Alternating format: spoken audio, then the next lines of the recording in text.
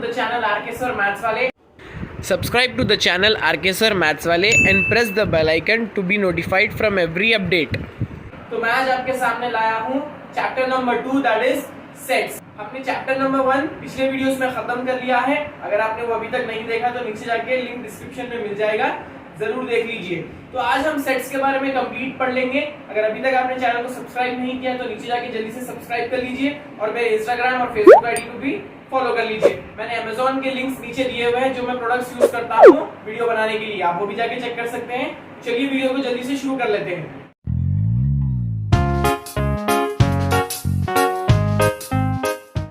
सबसे पहली चीज जो आपके दिमाग में आएगी इस चैप्टर का नाम देख के, सेट्स आखिर होता क्या है। सेट्स मतलब मैं आपको थोड़े एग्जांपल्स यहाँ पे देता हूँ। ये देखिए ये बुक्स है, यहाँ पे देखिए ये फिशेस है। क्या है ये है बुक्स, ये है फिशेस। अब यहाँ पे ये मेरे लिए भी बुक्स है, आपके लिए भी बुक्स है, ये आपके लिए भी फिशेस है, मेरे लिए भी फिशेस है। तो मतलब यहाँ पे एक ग्रुप के तौर पे बताया जा रहा है। क्या बताया जा रहा है? ये है ग्रुप ऑफ बुक्स और ये रहे फिशेस। मतलब ये भी एक ग्रुप है, ये भी एक ग्रुप है। तो हम इसको और क्या कह सकते हैं? ग्रुप को हम कह सकते हैं सेट। मतलब ये एक कंप्लीट सेट है अपने आप में, ये एक कंप्लीट सेट है अपने आप में। तो मतलब यहाँ पे सेट का मैं डेफिनेशन आपको कह देता हूँ। A set is a well defined, मैं यहाँ पे वेल डिफाइंड पे फोकस कर रहा हूँ। देखिए a set is a well defined collection of distinct objects. Set क्या होता है? सेट एक वेल डिफाइंड, मतलब उसको हमें अच्छे से डिफाइन करना है। अब ये अच्छे से डिफाइन करने का क्या मतलब है? इसका मतलब ये है कि वो पर्सन टू पर्सन चेंज नहीं होना चाहिए। फॉर एग्जाम्पल ये मेरे लिए भी बुक्स थे, आपके लिए भी बुक्स है, ये मेरे लिए भी फिशेस थे, आपके लिए भी फिशेस है। अब मैं एक ऐसा एग्जाम्पल देता हूँ जो आपके लिए अलग होगा और मेरे लिए अलग होगा। Top 10 cricketers of the world. अब मैं यहाँ पे टॉप 10 क्रिकेटर्स की बात कर रहा हूँ। ये मेरे लिए कुछ और होंगे, आपके लिए कुछ और होंगे। फॉर एग्जाम्पल मैं थोड़े लूंगा ऑस्ट्रेलिया से, थोड़े इंग्लैंड, थोड़े इंडिया। आप इस कोई भी सिलेक्ट कर सकते हैं। इसका मतलब यहाँ पे क्या हुआ? वो मेरे लिए अलग है, आपके लिए वो अलग है। तो सेट में ऐसा नहीं होता। सेट क्या होता है? सेट एक वेल डिफाइंड कलेक्शन होता है डिस्टिंक्ट ऑब्जेक्ट्स का। तो यहाँ पे मैं इसको लिख के बता देता हूँ आपको। Sets it is a well defined collection of distinct objects. क्या है वो एक वेल डिफाइंड कलेक्शन है डिस्टिंक्ट ऑब्जेक्ट्स का। तो देखिए मैं यहाँ पे एग्जांपल लिख लेता हूं। मैं यहाँ पे फर्स्ट वाला एग्जांपल लिख रहा हूं। Numbers less than 10 which are natural numbers। तो देखिए यहाँ पे ये क्या सेट होता है या नहीं, चलिए पहचान लेते हैं। नंबर्स लेस देन 10 मतलब वो नंबर्स जो 10 से कम हो, 10 से कम हो। Which are natural numbers। अब यहाँ पे हमें लेस देन 10 तो मालूम हो गया था, नंबर्स हमें लेस देन 10 लेना है। बट शुरुआत कहाँ से करेंगे? लेस देन 10 मतलब आप नेगेटिव नंबर्स भी ले सकते हैं, आप डेसिमल कुछ भी पॉइंट ले सकते थे। बट यहाँ पे क्या कहा गया है? Numbers less than 10 which are natural numbers। Natural numbers वो तो कहाँ से स्टार्ट होंगे? वो स्टार्ट हो जाएंगे 1 से। 1 2 3 4 5 6 7 8 9। लेस देन 10 मतलब हमें 9 पे रुक जाना है। अब ये जो स्टेटमेंट हमने अभी अभी पढ़ा है ये आपके लिए भी वही होगा, मेरे लिए भी वही होगा। अब एक और एग्जांपल आपको दे देता हूं मैं। ये तो हो गया हमारा सेट। अब ये एक एग्जांपल देखिए आप, example number 2। Intelligent students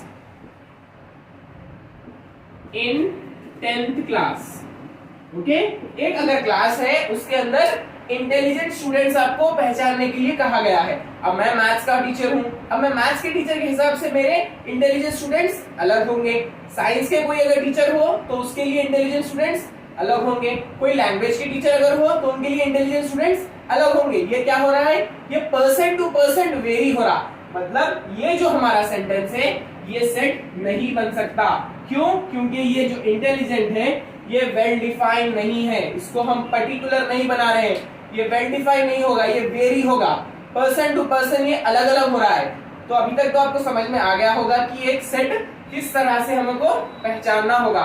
set होता है एक well defined collection of distinct objects. तो अब बढ़ते हैं सेट को हम किस तरह से रिप्रेजेंट करेंगे। हमने सेट्स का डेफिनेशन तो पढ़ लिया, अब चलते हैं सेट्स किस तरह से आप रिप्रेजेंट करते हैं और हम उसको क्या नाम दे सकते हैं। जैसा कि सबका नाम होता है इसी तरह सेट का भी एक पर्टिकुलर नाम होगा। तो सेट को हम किस तरह से नाम देंगे, मैं यहाँ पे सबसे पहला पॉइंट लिख लेता हूं। Set can be represented by alphabets. हम उसको किस तरह से रिप्रेजेंट करते हैं, हम उसको करेंगे रिप्रेजेंट अल्फाबेट से। हम सेट्स को रिप्रेजेंट करते हैं अल्फाबेट से, और वो अल्फाबेट किस तरह के होने चाहिए, वो होने चाहिए कैपिटल लेटर्स। किस तरह के होने चाहिए, वो होने चाहिए सिर्फ और सिर्फ कैपिटल लेटर्स। तो मतलब मैं यहाँ पे अब एक एग्जांपल ले लेता हूँ, उस एग्जांपल को हम कर लेंगे किस तरह से अब वो सेंटेंस को सेट बना सकते हैं। तो सबसे पहला एग्जांपल यहाँ पे हो जाएगा all months in a year. अब यहाँ पे आप सबसे पहले आपको ये पहचानना होगा कि ये सेट होगा या नहीं। देखिए all months in a year मतलब सारे महीने जो एक साल में आते हैं। अब वो आपके लिए भी वही होंगे, मेरे लिए भी वही होंगे, ऑस्ट्रेलिया में भी वो वही होंगे, इंडिया में भी वो वही होंगे, क्योंकि मंथ्स तो कभी चेंज नहीं होते जो हम यूज करते हैं जनवरी, फरवरी, मार्च, अप्रैल। अब ये हो गया एक सेट, ये जो सेंटेंस हमारा है ये एक सेट है। तो सबसे पहले आपको ये पहचानना होगा। सेकेंड थिंग आपको क्या करना होगा, यहाँ पे आपको इसको नाम देना होगा। अब ये जो सेट आप लिख रहे हैं उसको आप किस तरह से नाम देते हैं, अल्फाबेट यूज करके। कौन सा, कैपिटल लेटर्स। तो मैं यहाँ पे इसको लिख लूंगा ए। हम जो सेट अब लिख रहे हैं उसका नाम है ए। तो किस तरह से आपको सेट लिखना है, चलिए गौर से आप यहाँ पे देख लीजिए। ए इज इक्वल टू, अब आपको शुरुआत इसकी करनी होगी कर्ली ब्रैकेट से। इस तरह से करनी होगी आपको इसकी शुरुआत, इसको स्टार्ट करना होगा आपको A is equal to curly bracket डाल के। यहाँ पे आप क्या करेंगे, इसको कर्ली या फ्लावर ब्रैकेट भी बोलते हैं, इसको आप इस तरह से स्टार्ट करेंगे। सेट लिखना आपको कर्ली ब्रैकेट लिख के स्टार्ट करना होगा। तो अब यहाँ पे आप all months in a year, क्या क्या होते हैं मंथ्स एक साल में, सब आपको यहाँ पे लिखना है। जैन, मैं शॉर्ट फॉर्म लिख रहा हूं, फेब, मार्च, अप्रैल, मई, जून, जुलाई, अगस्त, सितंबर, अक्टूबर, नवंबर, लास्ट हो जाएगा दिसंबर। अब हमने पूरे यहाँ पे मंथ्स लिख दिए। अब इसको एंड किस तरह से करेंगे, हम यहाँ पे फ्लावर ब्रैकेट या कर्ली ब्रैकेट से ही एंड करेंगे। स्टार्ट भी उसी से करना है और एंड भी उसी से करना है। तो ये क्या हो गया हमारा, ये एक हो गया कंप्लीट सेट। क्या हो गया ये हो गया एक कंप्लीट सेट। अब ये जो हमारे मंथ्स अंदर है फ्लावर ब्रैकेट या कर्ली ब्रैकेट्स के, हम इसको क्या कहेंगे, ये पूरे जो हमें दिए गए हैं हम इसको क्या कहेंगे, these are all elements of a set। क्या है ये है एलिमेंट्स ऑफ अ सेट। मतलब जो कुछ भी कर्ली ब्रैकेट में होता है उसे हम कहते हैं दे आर एलिमेंट्स। क्या कहेंगे हम इसको हम कहेंगे एलिमेंट्स, और मेंबर्स भी कहते हैं इसको। क्या कहते हैं इसको, मेंबर्स। तो यहाँ पे हमने जो भी अंदर लिखा है उसको कहेंगे मेंबर्स या फिर एलिमेंट्स। अब यहाँ पे क्योंकि मैंने एग्जांपल लिया था मंथ्स का, इसीलिए आपने यहाँ पे क्या किया, यहाँ पे आपने पूरे मंथ्स के नाम लिख दिए। फॉर एग्जाम्पल अगर आपको कभी लिखना होगा या ए बी सी डी जो भी आपको कभी लिखना होगा सेट में अगर दिया होगा, तो वो कर्ली ब्रैकेट्स के अंदर स्मॉल लेटर्स होंगे। जैसा कि हमने सेट के लिए कैपिटल लेटर्स ले लिए, वैसे ही हम सेट के अंदर कैपिटल लेटर्स नहीं ले सकते, हमें वो स्मॉल लेटर्स ही लेना होगा। आप यहाँ पे गौर करिए, मैंने यहाँ पे जो भी मंथ्स लिखे हैं उसको मैंने अलग अलग करा है यहाँ पे कॉमा से। यहाँ पे कॉमा डाला है मैंने, यहाँ पे कॉमा डाला है, इसी तरह से मैंने हर मंथ के बाद कॉमा डाला है। तो मतलब आपको भी जब भी नंबर्स या अल्फाबेट जो भी लिखने होंगे एक एक करके आपको उसके बाद कॉमास डालने हैं। और एक बहुत इंपॉर्टेंट बात यहाँ पे आपको मैं कहूंगा कि जब भी कोई नंबर्स या लेटर्स रिपीट होते हैं, फॉर एग्जाम्पल मैं यहाँ पे आपको दूंगा X is a letter of word Google. मैंने यहाँ पे क्या लिया, एक वर्ड लिया है गूगल, और X क्या है उसका, X एक लेटर है गूगल का। X is a letter of word Google. मतलब आपको यहाँ पे मैं एक चीज समझाने जा रहा हूं कि यहाँ पे एक सेट है और वो गूगल है, हमारे को इसके गूगल के लेटर्स लिखने होंगे सेट में। तो मैं यहाँ पे ए लिख लूंगा, ए इज इक्वल टू सेट हमारा स्टार्ट हो जाएगा। यहाँ पे जो भी आपको अल्फाबेट दिए गए हैं उसको एक एक करके यहाँ पे लिखना होगा। सबसे पहला है यहाँ पे जी, फिर आएगा ओ, यहाँ पे ओ 2 टाइम आ रहा है। आपको सेट में कभी भी 2 टाइम अल्फाबेट्स या नंबर्स नहीं लिखने हैं, चाहे वो कितने बार भी रिपीट हो, आपको वो सिर्फ एक ही बार लिखना होगा। तो यहाँ पे सिर्फ हम एक बार वो लिख लेंगे। जी हमने ऑलरेडी लिख लिया है, हम जी को भी छोड़ देंगे। नेक्स्ट होगा आपका एल, फिर होगा ई। तो मैं आपको इस सेंटेंस से ये समझाना चाह रहा था कि आपको सेट के अंदर सिर्फ एक ही बार नंबर या अल्फाबेट लिखना होगा, आप सेट में रिपीट नहीं कर सकते। तो आई होप आप समझ गए हैं कि अब किस तरह से सेट को रिप्रेजेंट करना है। फ्लावर ब्रैकेट से स्टार्ट और एंड करना है, अंदर जो चीजें होते हैं उसे हम एलिमेंट्स कहते हैं। तो ये सब चीजें थी एक सेट के बारे में। अब आप सेट किस तरह से रिप्रेजेंट कर सकते हैं, जो उसके अलग अलग फॉर्म्स हैं, अब उसके तरफ चलते हैं। आपने सेट का डेफिनेशन देख लिया, आपने किस तरह से सेट लिख सकते हैं वो भी देख लिया। अब मैं आपको समझाऊंगा कि कितने फॉर्म्स में आप सेट को रिप्रेजेंट कर सकते हैं। सबसे पहला वाला फॉर्म होगा रोस्टर फॉर्म, या आप इसको लिस्टिंग फॉर्म भी कह सकते हैं। जो अभी हमने एग्जांपल्स किया था वो एक रोस्टर फॉर्म ही आप कह सकते हैं। सबसे पहला हो गया रोस्टर फॉर्म। सेकंड वाला फॉर्म आता है सेट बिल्डर फॉर्म, इसको हम अलग तरह से लिख सकते हैं, वो भी मैं आपको बता दूंगा। और सबसे इंपॉर्टेंट जो होता है वो होता है वेन डायग्राम फॉर्म, जो कि डायग्राम के थ्रू हम रिप्रेजेंट करते हैं सर्कल्स उतार के। तो ये 3 फॉर्म्स हैं जिसमें आप उसको रिप्रेजेंट कर सकते हैं। मैं आपको ये पूरे फॉर्म्स आज समझा दूंगा।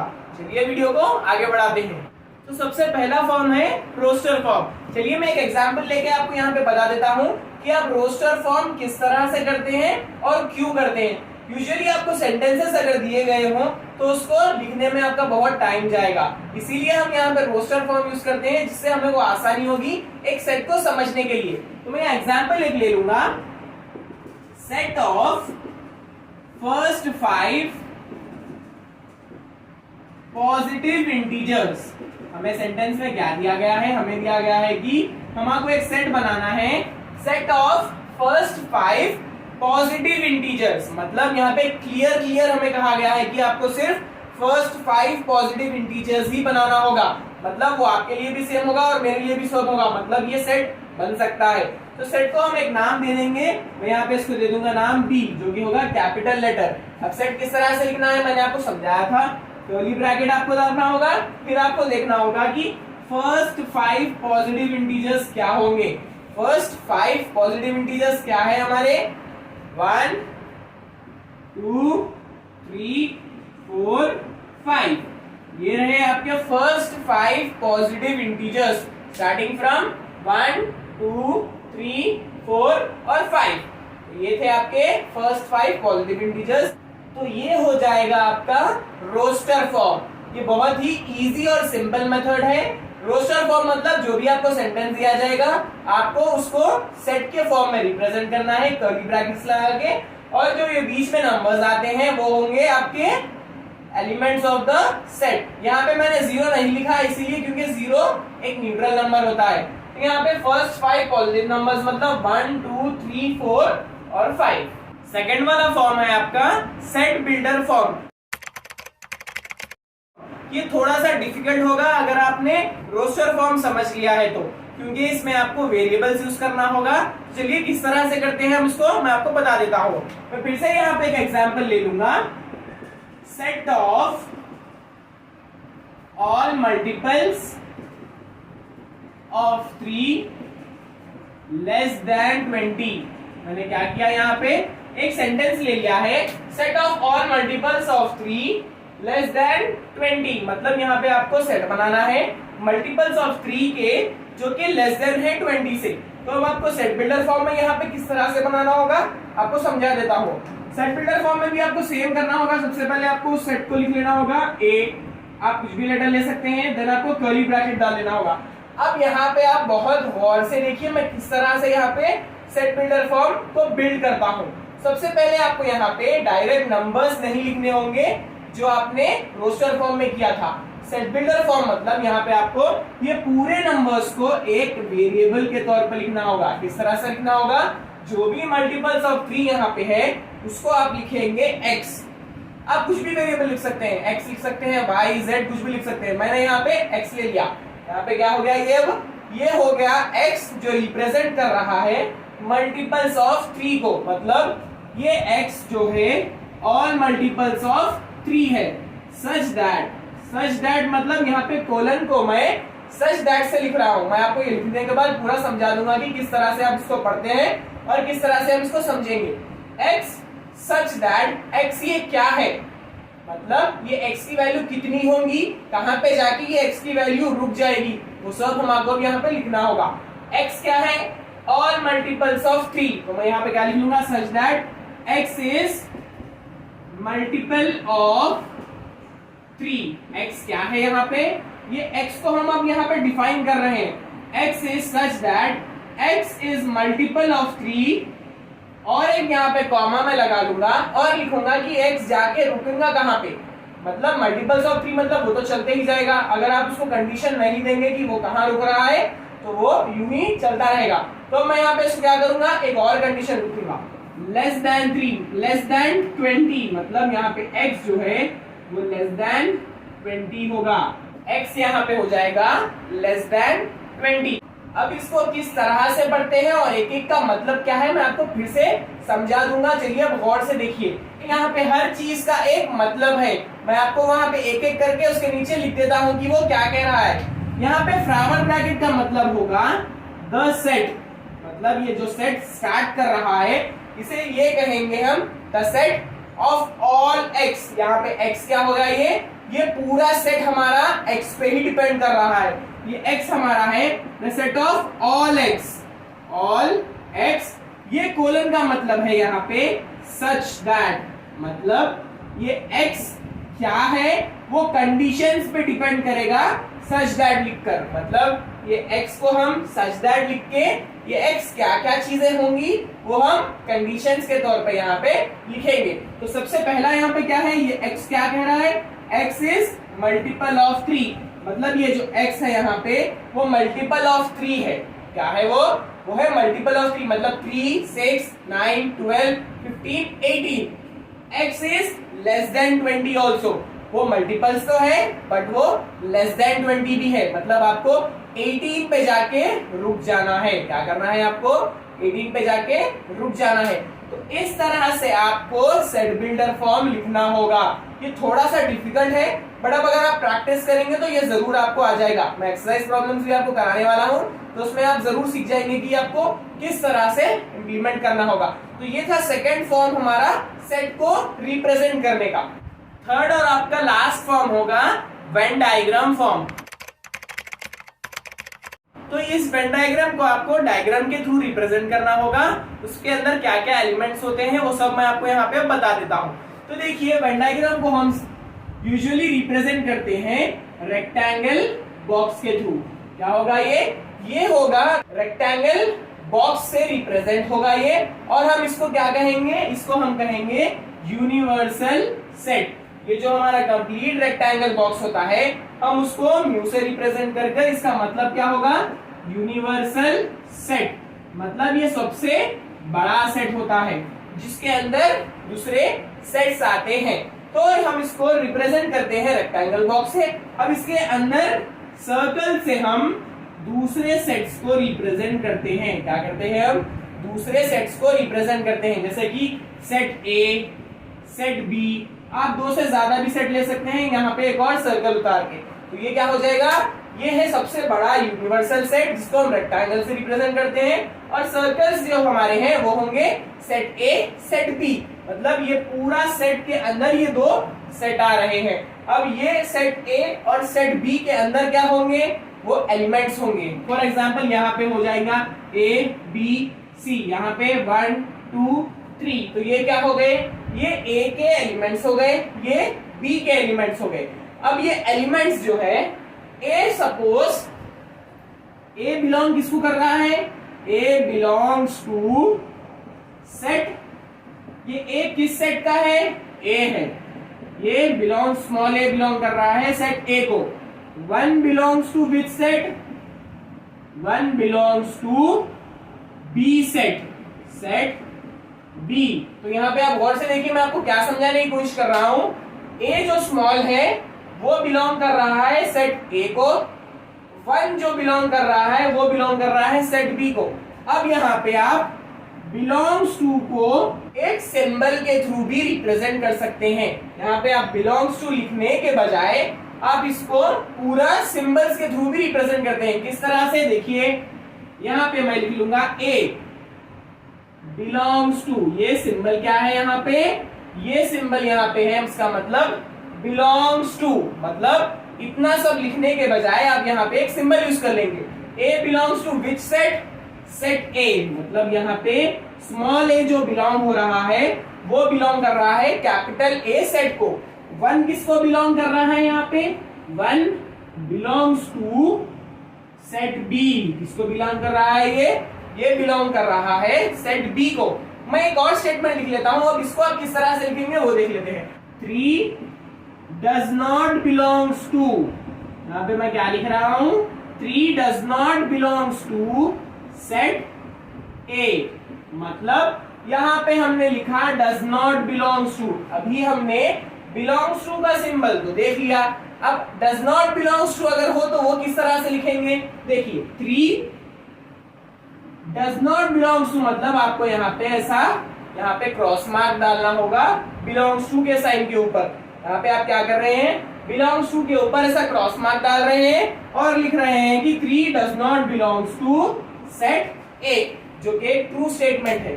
3 तो बिलोंग कर रहा है सेट बी को, ये तो बिल्कुल सही कह रहा है कि 3 डज नॉट बिलोंग्स। इसको हम किस तरह से पढ़ेंगे? 3 does not belongs to set A. ये था आपका कंप्लीट इंट्रोडक्शन जिसकी जरूरत आपको होगी एक्सरसाइज करने के लिए।